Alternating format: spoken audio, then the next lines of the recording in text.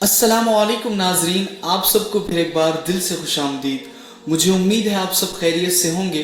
तो आज हम देखेंगे कि ज़िंदगी क्या है, हमें कैसा रहना है और हमें क्या बनना है। आज मैं आपको वो बातें बताऊंगा कि जिनके बारे में हम कभी सोचते भी नहीं। आज की इस वीडियो से आप सबकी ज़िंदगी में कुछ ना कुछ बदलाव, कुछ चेंजेस ज़रूर आएंगे। तो एक बहुत अच्छी स्टोरी है। ये कहानी है एक लड़की की जो कि बहुत उदास रहती थी, बहुत डिप्रेस्ड और बहुत परेशान रहती थी, क्योंकि वो एक स्टूडेंट थी और कुछ दिनों पहले उसने बहुत मेहनत और बहुत हार्डवर्क करके एक एंट्रेंस एग्ज़ाम दिया हुआ था और वो चाहती थी कि वो उस एग्ज़ाम को क्रैक करे, वो उस एग्ज़ाम में टॉप करे। लेकिन एट द एंड ऐसा नहीं हुआ, वो उस एग्ज़ाम को क्रैक नहीं कर सकी और उसके वालिद साहब से उसकी यह हालत देखी नहीं गई। उन्होंने सोचा कि क्यों ना मैं अपनी बेटी को मोटिवेट करूं। तो फिर एक दिन उन्होंने अपनी बेटी से कहा कि बेटा किचन में चलो मेरे साथ, मुझे तुम्हें कुछ दिखाना है। जब वो किचन में गए तो किचन में उन्होंने पहले से ही 3 बॉल्स रखे हुए थे।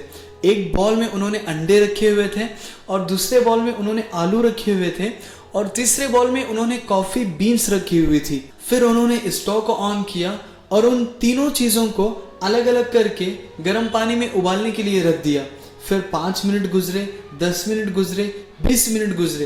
बेटी को कुछ समझ नहीं आ रहा था। उसने गुस्से से पूछा कि ये क्या है और आप क्या कर रहे हैं। फिर उनके वालिद साहब ने अपनी बेटी से कहा कि थोड़ी देर रुको, तुम्हें सब समझ आ जाएगा। फिर थोड़ी देर के बाद उन्होंने स्टोव को ऑफ किया और उन तीनों चीज़ों को, पहले उन्होंने अंडे लिए और उसको एक अलग बर्तन में रखा और फिर आलू निकाले, उसको एक अलग बर्तन में रखा। जो कॉफी बीन्स थी, जो कि कॉफी बन गई थी, उन्होंने उसको एक कप में छान लिया और उसको भी रख दिया। फिर उसके बाद उसके वालिद साहब ने पूछा कि बेटा तुम्हें क्या समझ आया। बेटी देखती रही और खामोश रही, उसे अब तक कुछ समझ नहीं आया था। फिर उसके वालिद साहब ने कहा कि बेटा तुम इसको छू करके देखो, शायद से तुम्हें कुछ समझ आ जाए। फिर उसके बाद उस लड़की ने सबसे पहले उन आलूओं को छुआ जो कि बहुत सॉफ्ट हो गए थे, बहुत नरम हो गए थे।